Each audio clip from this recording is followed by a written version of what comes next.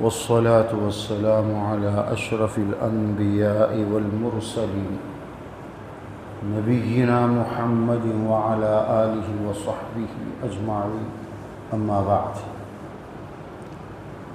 عن عيسى أخيه قال: دخلت على عبد الله بن حكيم أعوده به حمرة فقلنا: ألا تعلق شيئا؟ قال: الموت أقرب من ذلك. قال النبي صلى الله عليه وسلم: من تعلق شيئا وكل إليه. قال أبو عيسى: وحديث عبد الله بن حكيم إنما نعرفه من حديث محمد بن عبد الرحمن بن أبي ليلى.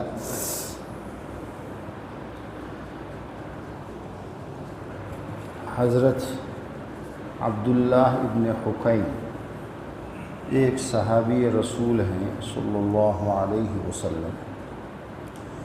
یہ بیمار ہوئے، ایسی بیماری جیسے وبائی بیماری ہوتی ہے. اس زمانے میں ایک بیماری ہوتی تھی جسے حمرہ کہا جاتا تھا. پورے بدن میں لال کلر کے پھوڑے جیسے دانے نکلتے تھے اور اس پر بخار بھی بہت ہو جاتا تھا. وبائی مرض ایسی بیماری میں عام طور پر آدمی جو ہے اس زمانے میں ہلاک ہو جاتا تھا، موت ہو جایا کرتی تھی. تو اس زمانے میں ایک عادت تھی، ایسی کوئی بیماری ہو تو تعویذ وغیرہ بنا کر کے لٹکانا، تعویذ ڈال لینا. پرانے زمانے سے ایک عادت چلی آ رہی تھی. تو یہ جو عبداللہ ابن حکیم ہے، ان کو یہ بیماری ہوئی تو ان کے ایک ساتھی جب ان کو دیکھنے کے لیے گئے اور ان سے یہ کہا: اللہ تعلق شیئا، الا تعلق، کیا تم بھی، یہ بیماری آ گئی ہے اور جیسے ہم لوگوں کے یہاں ایک رواج ہے اس طرح کی بیماری میں کوئی چیز لگا لیتے ہیں، تعویذ وغیرہ جیسے. قال الموت اقرب من ذلك، تو انہوں نے کہا اس سے تو زیادہ قریب موت ہے. موت تو برحق ہے، لیکن یہ جو چیزیں پرانی جو ہمارے یہاں رسم و رواج چلا آ رہا ہے اس سے کوئی فائدہ ہونے والا نہیں ہے. تو وہ کام میں کیوں کروں، نہیں کرنا ہے. اس لیے کہ اللہ کے نبی نے، انہوں نے پھر ایک حدیث سنائی: من تعلق شیئا وکل الیہ، جو کوئی بھی کوئی چیز اپنے گلے میں ڈال لے یا ہاتھ میں لگا لے، کوئی چیز اپنے سے جوڑ لے، کوئی چیز لگا لے، تو اللہ تبارک و تعالی اسے اسی کے حوالے کرتا ہے. آپ کوئی بھی تعویذ پہنتے ہیں یا کوئی دھاگا وغیرہ باندھ لیتے ہیں تو اللہ اسی دھاگے کے حوالے کرے گا. اور دھاگا کیا کسی کو شفا دے سکتا ہے؟ وہ تو ایک دھاگا ہے. یا تعویذ جو ہے وہ ایک یا تو ایک کاغذ ہے جسے آپ نے یہ سوچ کر لگا لیا ہے کہ اس سے آپ کو فائدہ ہو، لیکن اس سے فائدہ ہونے والا نہیں. اللہ بھی، آپ اصل میں حقیقی جو شفا ہے وہ اللہ کی طرف سے ملتی ہے. اور اللہ بھی جب آپ کسی چیز میں یہ سمجھ کر کہ اس سے مجھے فائدہ ہوگا، اس کے تعویذ سے مجھے فائدہ ہوگا، فلاں کے جھاڑ پھونک کرنے سے، منتر شنتر کرنے سے فائدہ ہوگا، فلاں کے پاس جا کر دھاگا اگر میں باندھ لوں گا تو مجھے فائدہ ہوگا، تو اللہ بھی شفا جو اس کے ہاتھ میں ہے وہ نہیں دے گا. وہ جو آپ کریں گے اسی کے حوالے کرے گا. اور وہ چیز آپ کو قیامت تک شفا نہیں دے سکتی، شفا ہے ہی نہیں اس کے پاس تو کہاں سے دے. اس لیے فضول ہے اور الٹا گناہ ہے. اس لیے کہ ایک دوسری حدیث میں، یہ تو ترمذی شریف کی حدیث ہے، ایک دوسری حدیث جو امام نسائی نے اس کو روایت کیا ہے، اللہ کے نبی نے یہ فرمایا صلی اللہ علیہ وسلم، کوئی چیز لے کر کے آدمی اس میں گھاٹی ڈال کر اور اس میں کچھ پڑھ کر پھونکے، گھاٹی ڈالے اور گھاٹی پر کچھ پڑھ کر پھونکے، تو یہ جادو ہے۔ جادو کا تو کیا ہو؟ جو چیز اللہ اور اللہ کے نبی نے ہمیں نہیں بتایا، اپنی طرف سے کوئی بھی چیز ہم لا کر کے کچھ پڑھ کر کے اس میں گھاٹیاں ڈالنا، رسی تیار کرنا، تعویذ تیار کرنا، جو قرآن و حدیث میں جو چیز ہے اس کے علاوہ کسی چیز کو، تو اسی کو جادو کہتے ہیں۔ اور جادو جو ہے وہ شرک ہے، یعنی ایک رسی تیار کرنا جس میں گھاٹی آپ ڈالیں اور اس میں کچھ پڑھ کر پھونکے، یہ عمل شرک ہے، اس کی اجازت نہیں ہے۔ اجازت تو صرف دم کرنے کی ہے، قرآن کی آیت ہے پڑھو کسی پر، پھونکو اس کو۔ اور پانی میں پڑھ کر جو دیتے ہیں وہ آدمی پر پڑھ کر جو دم کیا جاتا ہے اسی پر قیاس ہے، ورنہ کسی حدیث میں اللہ کے نبی سے یہ ثابت نہیں ہے کہ آپ نے کسی کو پانی میں دم کر کے دیا ہے۔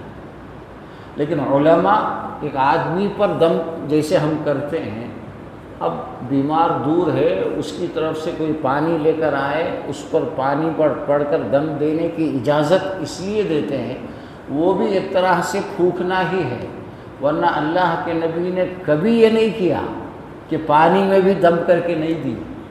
کوئی آتا آپ کے سامنے تو پڑھ کر کے اس پر دم کرتے تھے، اور یہی زیادہ صحیح ہے۔ اور پانی میں یا کسی اور چیز میں بھی دم کر کر دینا اسی سے ثابت کرتے ہیں، وہ اس حد تک ٹھیک ہے۔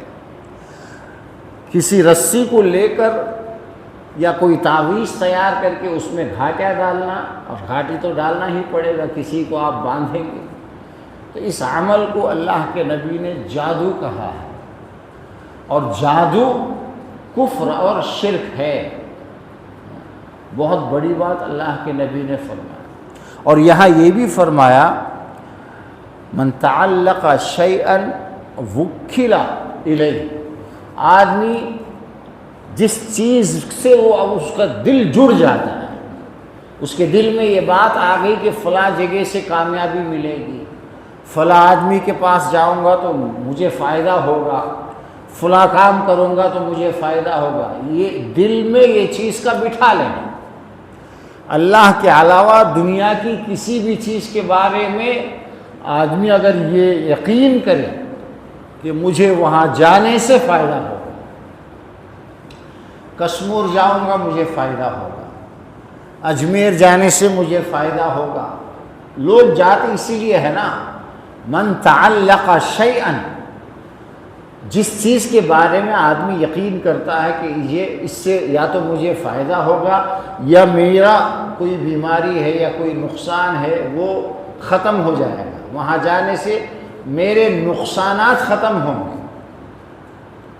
بیپار میں نشتم ہوتا، ان کیا کی کرا تھا، وہ کرانے سے میرا جو بیپار ہے وہ کیا کی لکھو لگانے فرماتا۔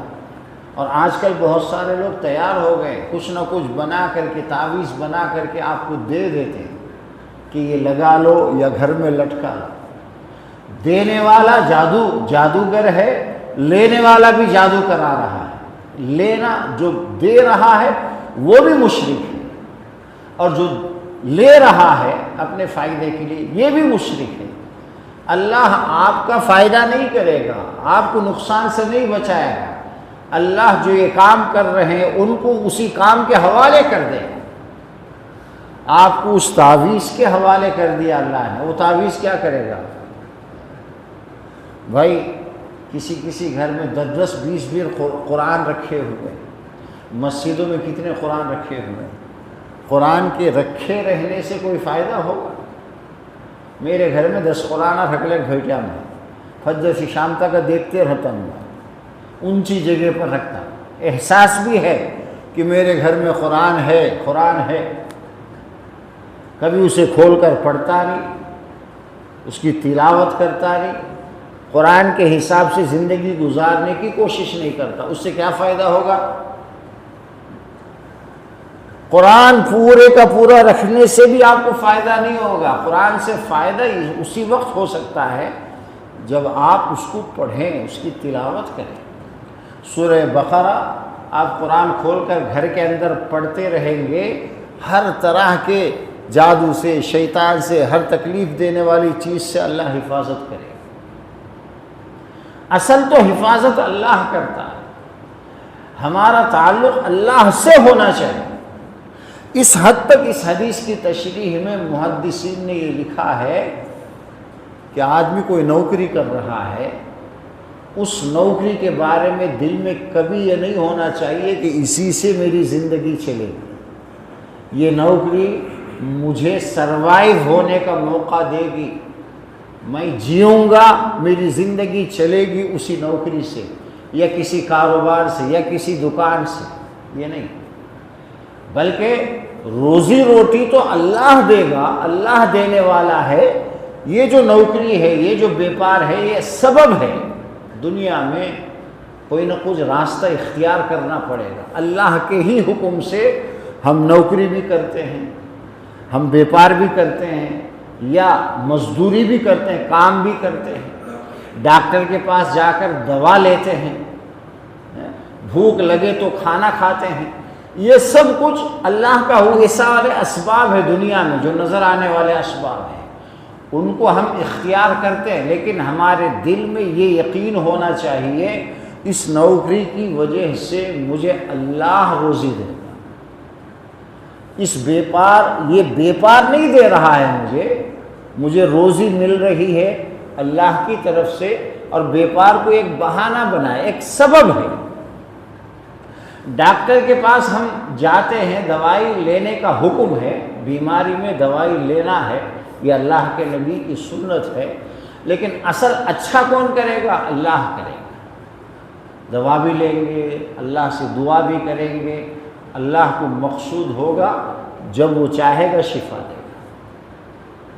اسی لیے قل اعوذ برب الفلق میں اللہ نے من شر الوسواس الخناس الذي يوسوس في صدور، قل اعوذ برب الناس ملك الناس اله الناس من شر الوسواس الخناس، قل اعوذ برب الفلق من شر ما خلق ومن شر غاسق اذا وقب ومن شر النفاثات في العقد۔ اے اللہ میں پناہ مانگتا ہوں جو گھاٹیوں پر پھونک مارتے ہیں، دم کرتے ہیں، ان خبیث جنات سے، یا انسانوں میں بھی کوئی کرتا ہے، اس کو اتنا برا سمجھا گیا کہ قل اعوذ برب الفلق میں آپ کو سکھایا گیا کہ آپ پناہ مانگو اللہ سے، یعنی رسی میں، دھاگے میں گھاٹیاں ڈالنا، اس پر کچھ پڑھ کر پھونکنا اتنا برا عمل ہے، اس سے پناہ مانگا گیا۔ اور آج انسان جو ہے اسی میں شفا سمجھ کر جاتا ہے، کہیں رسی لے لیتا ہے، کہیں دھاگا لے کر لگا لیتا ہے ہاتھ میں اور گلے کے اندر تعویذ بن، یہ سب اتنے برے اعمال ہیں۔ اس میں اگر کسی کا دل اٹکا ہوا ہے کہ اس کی وجہ سے مجھے فائدہ ہوگا، یہ ایک طرح سے شرک ہے۔ اللہ تبارک و تعالیٰ اس طرح کی شرک، یعنی بچوں میں، بڑوں میں، ہر جگہ یہ دیکھا جا رہا ہے۔ کیا دھاگا؟ نا کی کون کی، نانی کی، دادی کی، بھان کی، بھمنے کی، کون کی، بولے کو کوئی لگا جاتا، بھائی بھمنے بولے کو وہ گو کیا کھاتا نہیں، مسلمان ہے، اس کا ایمان ہے۔ ایک طرف اللہ کے نبی یہ کہہ رہے ہیں کہ یہ جادو ہے، شرک ہے، ان چیزوں سے بچو۔ پورے بدن کے اندر کوئی بھی چیز کہیں بھی آپ لگاؤ، یہ کھلا شرک ہے۔ کوئی ڈنڈی لگاتا، کوئی کیا کی لگاتا، کوئی ہاتھ میں، کوئی اس میں کسی بھی چیز میں کوئی خیر و برکت نہیں ہے، کوئی شفا نہیں ہے۔ جو یہ کرتا ہے اللہ جو ہے شفا نہیں دے گا، اسے ٹھیک نہیں کرے گا، اسے اسی کے حوالے کرے گا۔ وہ ڈنڈی، وہ دھاگا تم آپ ٹھیک کرنا، اور دھاگا اور ڈنڈی قیامت تک نہیں کر سکتے۔ وہ دھاگا بھی ایک کون کے کون تیار کرنے سے تیار ہو، ورنہ اس میں کیا خاصیت ہے؟ ان دھاگوں میں کچھ نہیں رکھا ہے، سب کچھ ایک ایمان والے کو ہمیشہ دل میں اللہ کا بھروسہ پیدا کرنے کی ضرورت ہے۔ بیماری بھی وہی دے گا، شفا بھی وہی دے گا۔